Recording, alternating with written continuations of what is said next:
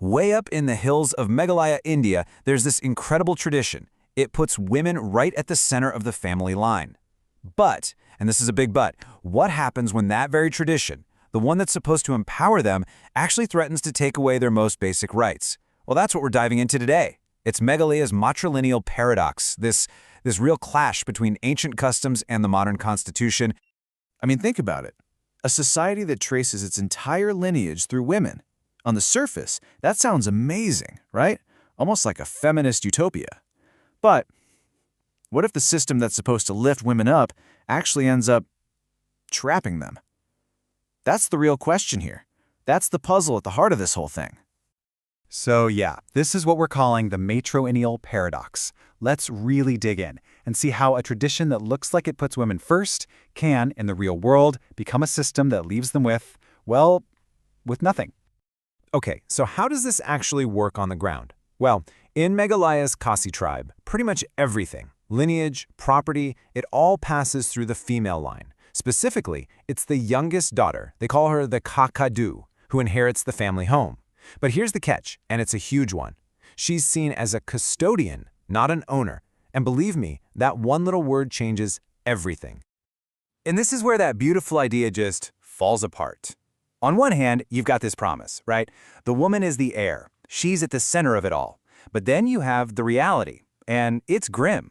The source material we're looking at is clear.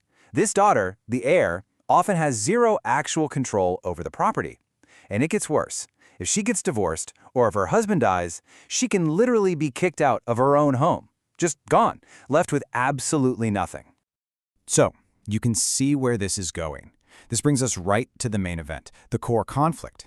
It's a straight-up fight between the rights everyone is supposed to have on paper, thanks to the Indian Constitution, and the brutal reality of customary law being practiced on the ground. Just look at this. It's a total head-on collision. The Constitution says, hey, everyone gets equality. That's Article 14. But the custom, it delivers discrimination. The Constitution says no discrimination under Article 15, but what happens? Women lose their homes. And Article 21 guarantees a life with dignity, but the reality is a complete loss of security and control. It's like a mirror image of what your rights are supposed to be, a total flip. And here's the legal bottom line. It's simple, really. It doesn't matter how old a tradition is or how much people respect it, it cannot override the Constitution, period. When a custom clashes with a constitutional right, the Constitution has to win. That's the law. Okay, so if the law is so crystal clear, then what's the problem? Why isn't it being enforced? Why are women still losing their homes and being left with nothing? Well, the answer seems to be a deep, deep system of just doing nothing. Yeah, the source we're pulling from points to a total breakdown on multiple levels. First, the government has taken, and I'm quoting here, virtually no steps to fix this mess. Officials actually use the customary law as a kind of shield to just avoid taking responsibility. But it's not just them. On the other side, you have the women themselves, many of whom have no idea that these constitutional rights even exist for them. They've been taught to believe that tradition is the only law that matters, so they don't even think they have any other option. And this really is the million-dollar question, isn't it? If the Constitution is supposed to be the supreme law of the land, why isn't anyone enforcing it? It's more than just a small problem, it's a massive failure of governance. I mean, when the highest law is just ignored, and the people who need protection the most are left completely vulnerable, the system itself has failed. There's no other way to put it.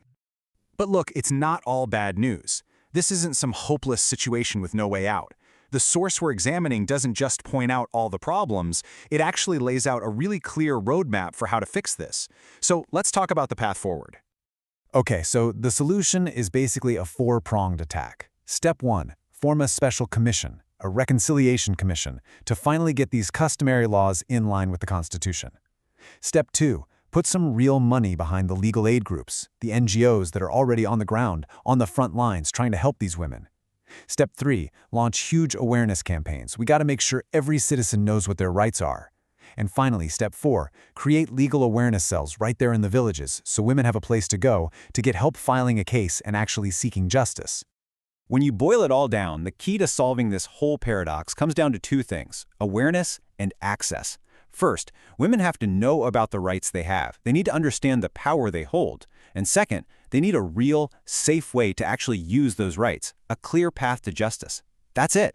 That's how you turn rights that are just words on a piece of paper into real power in the real world. You know, this whole story is rooted in Meghalaya. It's very specific to that place. But the question it forces us to ask is, well, it's universal. When the official systems fail, when laws are ignored, and when tradition is twisted into a weapon, who speaks for those who have been silenced? That's a question that needs an answer, and not just in the hills of Northeast India, but everywhere.